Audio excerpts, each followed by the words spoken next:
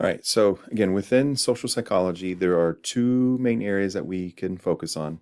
Social cognition, so how our thought processes help us understand other individuals or social situations, or how those things influence our thinking into a process.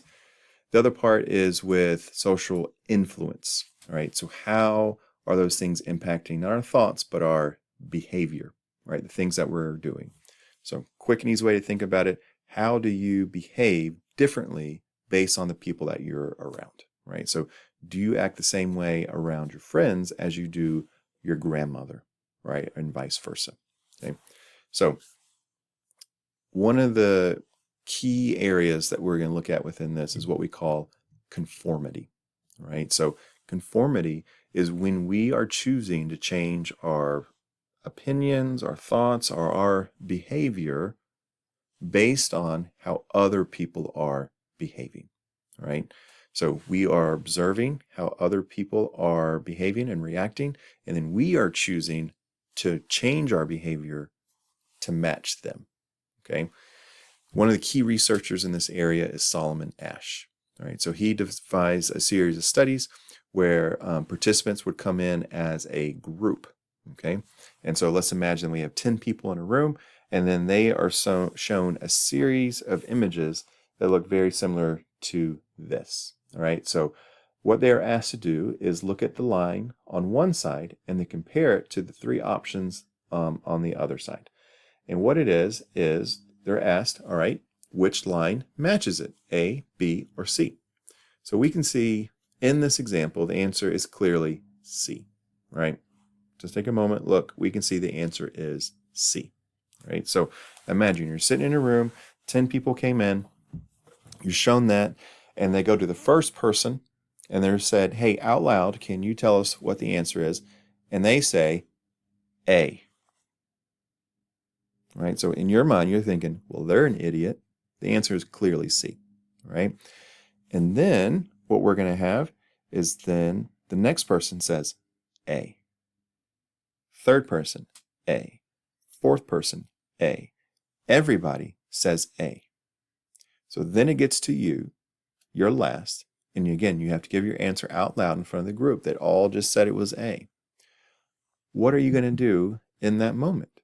Are you going to conform and give the wrong answer, even though you know it's wrong? Or might there be some part of you that has a little bit of doubt, right? Is there a part of you that might say, did I misunderstand the question? Am I just missing something? And then you go with the group, okay? So Solomon Asch, when he did these series of studies, what he found is that at least 76% of participants conformed on at least one of those trials. Right? So 3 out of 4 people will conform and go with the group and give the wrong answer, even though they know it's the wrong answer. Okay, so when we talk about conformity and people give into peer pressure and things like that, the question is not, do we do it? The answer is yes, we conform all the time. Right? If you ever obeyed a social norm, you've conformed. The better question is, under what circumstances and to what degree do people conform? That's what we want to look at. Okay, so some of the factors that are going to kind of increase the likelihood even more that people are going to conform, or when you're faced with a unanimous group of at least 4 to 5 other people, okay, you have to give your response in front of the group, okay, or in many situations, you don't understand the tasks, there's something difficult or ambiguous about it, or you doubt yourself in that situation, right? If any of those things are present, and the more of those things that are present, the more likely we are to conform, right? Now, age will also come down to it because when we look at that adolescence, teenage years, that's when peer pressure, conformity, is at its highest, and we're more likely to kind of go with the crowd and do what they do, okay? Now, separate from conformity, but also related to social influence, is the idea of obedience. Okay, so conformity is I'm choosing myself to match my behavior to someone else's, right? No one's telling me to do it. I see what other people are doing, I'm matching it.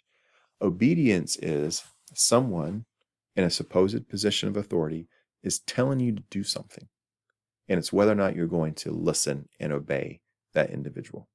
Okay, so key researcher here is Stanley Milgram. Okay, so Milgram, he did a series of studies shortly after the end of World War II. And he was particularly interested in everything that happened in Nazi Germany, especially with the concentration camps and the horrific atrocities that occurred. And he, like many individuals, had the same question. How could one human being do this to another human being, right? And what we found is that for the Nuremberg trials and everything like that, pretty frequently the response from the prison guards and others was, I was just following orders. Okay, they were being obedient. So what Milgram wanted to see, was that something that was unique to the culture of Nazi Germany, or is that something that's going to be more widespread and maybe innate in each of us? Okay, so he set up a series of experiments where 2 participants would come in. One was assigned a teacher role and one was assigned a learner role. Okay, and they were told ahead of time, this is an experiment about learning and memory. Okay, so obviously not what he was testing, but that's what the participants were told.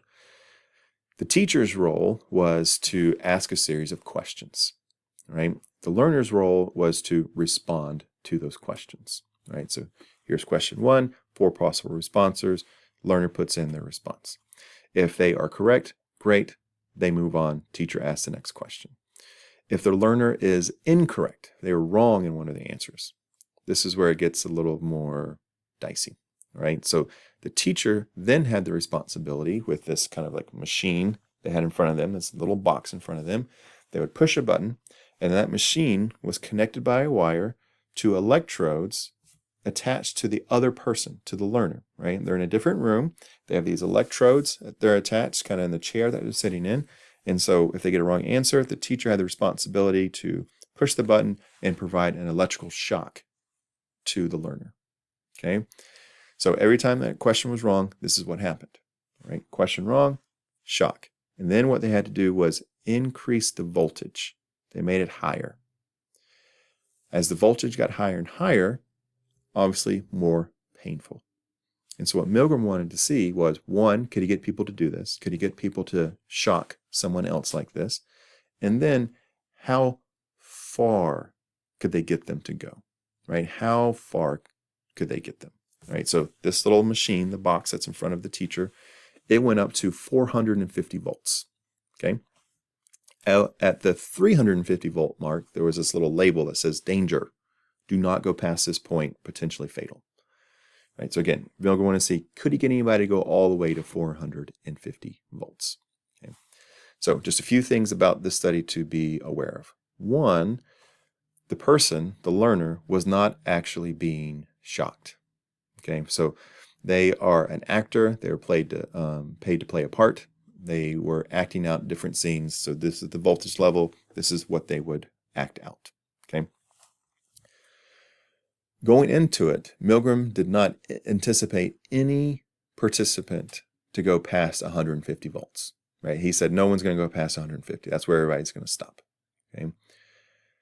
Of the original 40 participants, the first person did not stop until 330 volts. Okay? More than double what was anticipated. And of the original 40, 26 of them, 65%, went all the way to 450 volts.